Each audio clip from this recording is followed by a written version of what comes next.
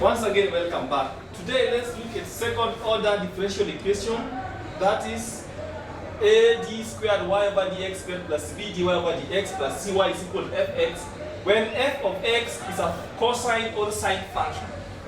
So, to solve such this second order differential equation, first, you need to form a d operator equation. And in this case, our d operator equation is on this form. A d squared plus bd plus cy into y to be equal to fx. So this, to solve the particular solution of this second order differential equation, first you need to have a complementary function CF, which is solved by the homogeneous solution, that is letting the d operator equation to be equal to 0, then you solve as homogeneous by forming an auxiliary equation in this form. If you form these auxiliary equations, you get the roots of m. The roots of m can be, the first case, the roots of m can be two distinct real values. Two distinct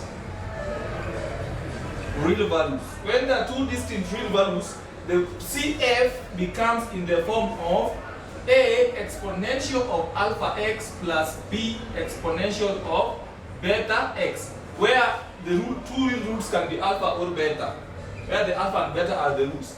Number two, the roots can be two equal real roots. When the roots are two equal in real roots, CFs become in the form, CF becomes in this form, AX plus B exponential of alpha x, where alpha is the root of m. Or a third alternative, the value of m can be two complex roots. That is, can be form of alpha plus beta in the complex part. If you have got this one in this form, you have your CF in the form of exponential of alpha into A cosine of beta x plus B sine of beta x. So, if you have got your CF in the form of this part, if your CF is in form of this one or this one we call it ordinary case. And for this ordinary case, we have your V for getting Pi in the form of A. We have got let's take a arbitrary constant because we've taken A and B as constants to get CF. So our B shall be C sine of Px plus D cosine of Px, when we have got conditions A or B. For when the V roots m is 1 or 2, the one described in this series.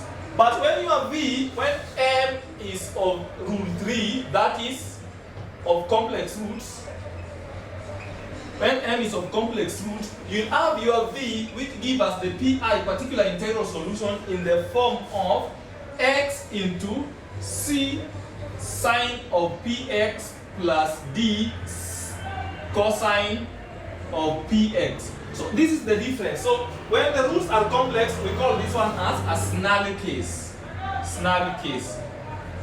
When you have got complex roots, we call it a snarl case. So let's have an example and see if we are able to go through one. Let's have one mathematical example and solve and get its particular solution. It will be very interesting. First, you need to know whether it's a snarl case or not. If it is not a snarl case, you solve direct. If it is a snarl case, you use the type of solution. So, for example, we have got dy squared over dx squared minus 3dy over dx minus 4y to be equal to 3 sine x. So we are told to find the particular solution. Find the particular solution of this. The particular solution. And you are given the bound that is defined as x is equal to 0, y is equal to 0, when dy over dx is also equal to 0. So we need to solve the particular solution of this differential equation using the following boundary conditions. So the first thing you need to do, you need to form the operator equation, the d operator. And our d operator becomes in this form. You let d over dx to be equal to d. So if d over dx is equal to 3, therefore d squared over dx squared shall be equal to d squared. Then you replace in this function. You get d squared minus 3d minus 4, everything into y should be equal to 3 sine x. So this is our d operator equations. After getting the d operator equation, you now get the auxiliary equation. To get the auxiliary equation, you just replace the d with m, then you equate it to 0. That one shall be m squared minus 3m minus 4 is equal to 0. So this is our auxiliary equation. Then we get the roots of m by solving. You can solve it by either substitution, graphical method, or by the method of quadratic formula. So for now, let's use quadratic formula. That's m shall be equal to 3 plus or minus the root of 9, that is 3 squared, minus 4a, that is 4 times a, which is 1, times negative 4, that one will give us plus 16, everything over 2. So this one shall give us m shall be equal to 8 over 2, or m is equal to negative 2 over 2. So m is equal to 4 or negative 1. If m is 4 or negative 1, we say that these roots are 2. The roots are two distinct real roots. The roots are two distinct real roots. So, you know, if the roots are distinct and real, we know the type of CF we form. That is the complementary function we form depends on the types of roots we've gotten there. And our roots are distinct and real. So, our CF becomes equal to a exponential of alpha x plus b exponential of beta x. And we find that our alpha and beta as 4 and negative 1. So our CF becomes in terms of a exponential of 4x plus b exponential of negative x. So that one is our particular complementary function. So the next step is to get the particular integral. And to get the particular integral, you get v. And your v depends on what you get here. So we do not have a sine or cosine in the complementary function. So it means that this one is an ordinary case. So our v, returning back to the d operator equation, we get d squared minus 3d plus minus 4. You replace y with v, so into v to be equal to 3 sine x. And our v is equal to, our v depends on the complementary function. We have found that we do not have a cosine or sine in the complementary function. So our v becomes in the form of c sine of x plus d cosine of x. So that is our v. And if you can see, if you expand the above bracket, you will get d squared of v minus 3dv minus 4v to be equal to 3 sine x. Very interesting. So let's first get minus 4v shall be equal to negative 4 into v, and v is what we have here, that is sine of x plus d cosine of x. So this one is giving us negative 4c sine x minus 4d cosine of x. That is the first step. You now solve for this one. So let's get negative 3dv. First you need to get dv. dv is actually the first derivative of v. So you get the derivative of v, and our v is this one. If you get the derivative, dv shall be equal to what? The derivative of c sine x. If you get the derivative of a sine x, you get a positive cosine. So this one becomes c cos x, and the derivative of a cosine is a negative sign. So this one becomes negative d sine x. So if you multiply it by negative 3 dv therefore is equal to negative 3 into c cos x minus d sine x. This one gives us negative 3c cos x plus 3d sine x. So we've gotten our negative 4v, we've gotten negative 3d. So let's get the d squared. How do we get d squared? How do we get d squared? D squared is actually the second derivative of v. So it means that you get the second derivative of d by differentiating v twice. So our d squared is therefore equal to the second derivative of v. So it means that we get the d of the first derivative. That is the d of our first derivative we had found to be this one. Our first derivative was c cos x minus d sine x. So you get the derivative. For you to get d squared, you get the derivative. You differentiate cosine of x with respect to x. If you get the derivative of a cosine, you get a negative sign. So it becomes negative c sine x. If you get the derivative of a sine, you get a positive cosine. So this one becomes minus d cos of x. So this is our d squared. D squared, the second derivative of that function. So in the d operator equation, we actually needed a d squared. So we have everything. We can now replace back d squared minus 3d plus 4v to be equal to 3 sine x. Then we compare directly.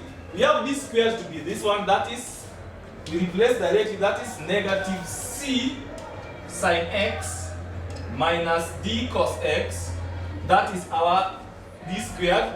Then minus 3dv, and 3d, negative 3dv, we found to be this one. So we minus 3x plus 3 sine x. Then you less 4v, minus 4v. And our 4v we have solved here. That one will be minus 4c sine x minus 4d cos x. So you can compare this one directly, and this one we are told to be equal to, all this is equal to 3 sine x. All that is equal to 3 sine x. So we can collect all the like terms in this side, then we compare directly. We have got negative c sine x. We have got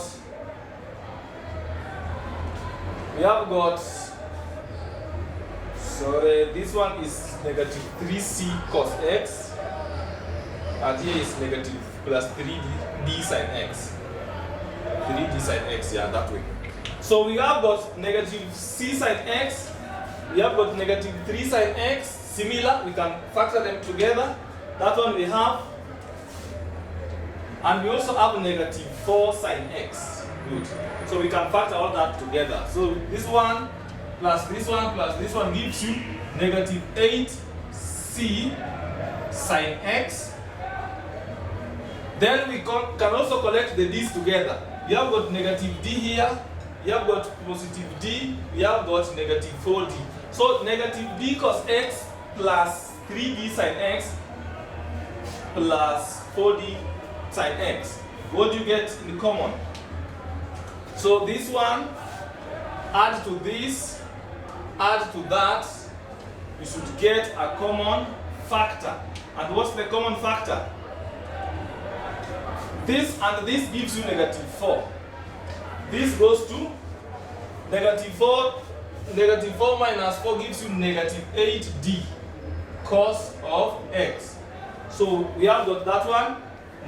This side to be equal to 3 sine x. So we can compare directly. Since we do not have a cosine function this side, we can also add an arbitrary 0 of cosine of 2x, sine of x, for us to compare arbitrarily. So we have that negative 8c to be equal to 3 sine x. Negative 8 3 sine x to be equal to 3 sine x, such that negative 8c is equal to 3, c is equal to negative 3 over 8. And we also have that negative 8d is equal to 0 cos x. So it means that negative 8d is equal to 0, giving us d to be equal to 0. If we have got the value of d, c and d, we can replace to get the value of v. We have said that v was equal to c sine x plus d cos x. So we can replace the arbitrary constant we get. We found our c to be negative 3 over 8 sine x plus 0. So it implies that our b is actually negative 3 over 8 sine x. So we can replace back. For us to get the particular solution. If we replace all that one back, we get that.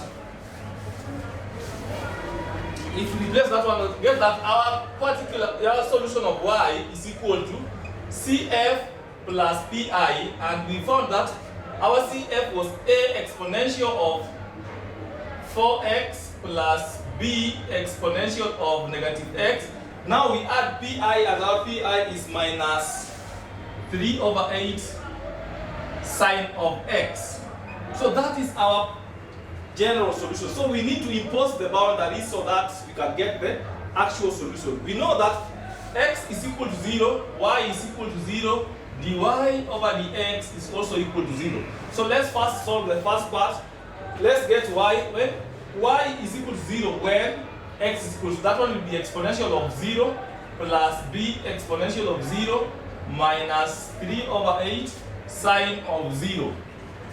Sine of 0 is actually 0. So this part dies. Exponential of 0 is 1. So we get that a plus b is actually equal to 0 as our first equation. Then we get dy over dx. If y we found to be a exponential of 4x plus b exponential of negative x minus 3 exponential of x sine x. Let's get dy over dx, that's the y prime, shall be 4a exponential of 4x minus b exponential of negative x. Then if you get the derivative aside, you get a cosine, that will be minus 3 over 8 cosine of x. So we know that dy is equal to 0 when x is equal to 0. So 0 is equal to 4a exponential of 0 minus b exponential of 0 minus 3 over 8 cosine of 0. And the cosine of 0 is actually equal to 1. So this equation becomes 0 is equal to 4a minus b minus 3 over 8. 3 over 8. So this one becomes, take this one the other side, we get that 4a minus b is actually equal to 3 over 8. So this one forms our equation 2.